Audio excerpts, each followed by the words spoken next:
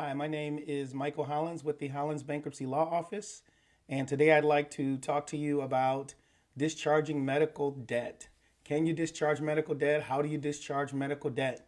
But first, if you'd like any information regarding bankruptcy, please head on over to hollinsbankruptcy.com or give us a call here at 844 2 debt free. That's 844 233 2837. Now, discharging medical debt.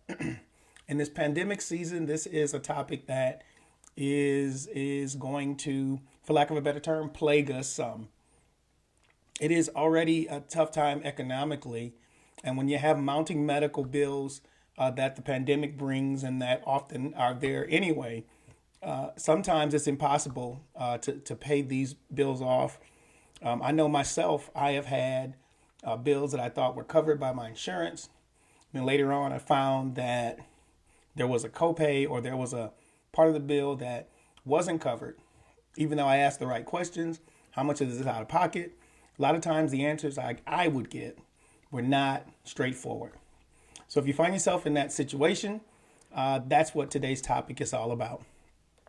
Now, even before the pandemic and before the healthcare crisis, before the COVID crisis, there was a healthcare crisis, and that the mounting cost of healthcare is the number one reason why someone in America, the number one reason why bankruptcy is filed is because of the bills that mount up with healthcare. It has been the number one reason for a long time.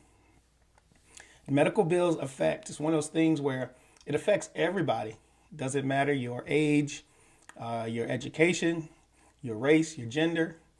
Health is something that is personal to everyone, and every age group can be affected by an illness or an accident or both.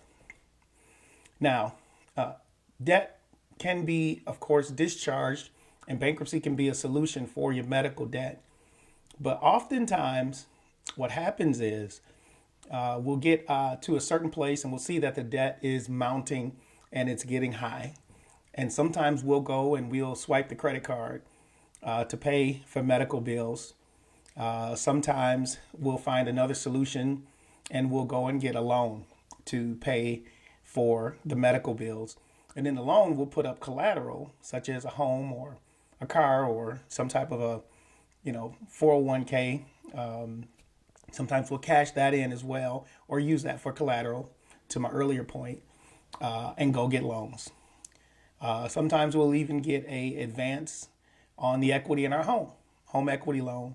And we're doing that to pay the mounting medical bills. And so I'm going to caution you, and I'm going to ask that you not do that. First of all, medical debt is unsecured debt.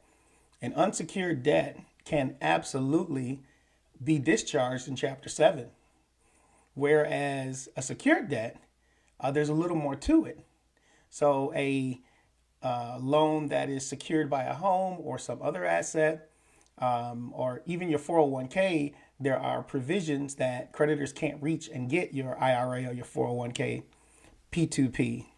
But that you go get the money for them out of the secured asset, or that you go get the money out of the 401k or go get a personal loan backed by an asset. Basically, the creditors can't reach into your 401k. They can't, get to your home in that way with that particular amount of monies that you're pulling. So I'm going to caution you against that. Let medical debt be medical debt until you can pay it off. We don't want to swap unsecured medical debt, I guess, for secured debt. Let's talk a little bit about how that happens, though, because it doesn't just happen where, you're thinking the way that I'm talking about it. There is actually a life cycle to medical debt. So I have a little graphic I want to bring up, and it shows us kind of how a medical bill, just a simple procedure or maybe not so simple procedure, can actually turn into debt.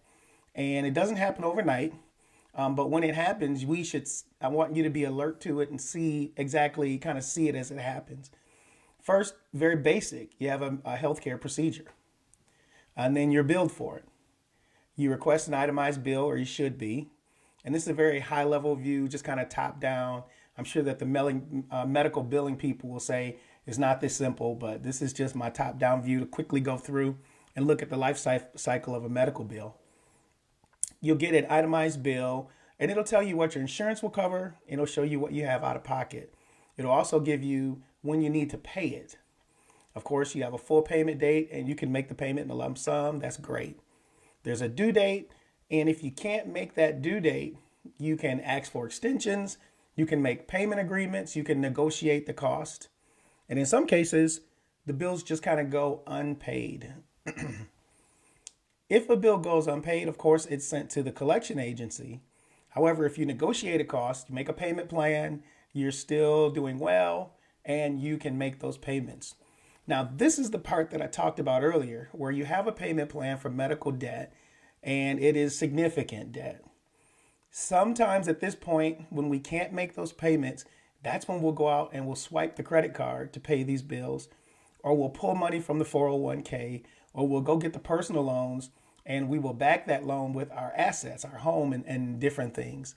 And I'm going to caution you against that, that you just make the payments when you can.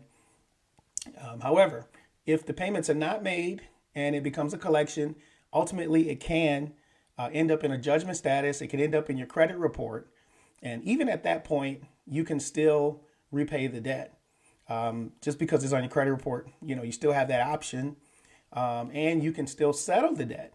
When you're dealing with creditors, collection agencies, you can settle the debt for sometimes less than what the full amount was. Those are all options you have. You can consolidate debt. There are some options at that point.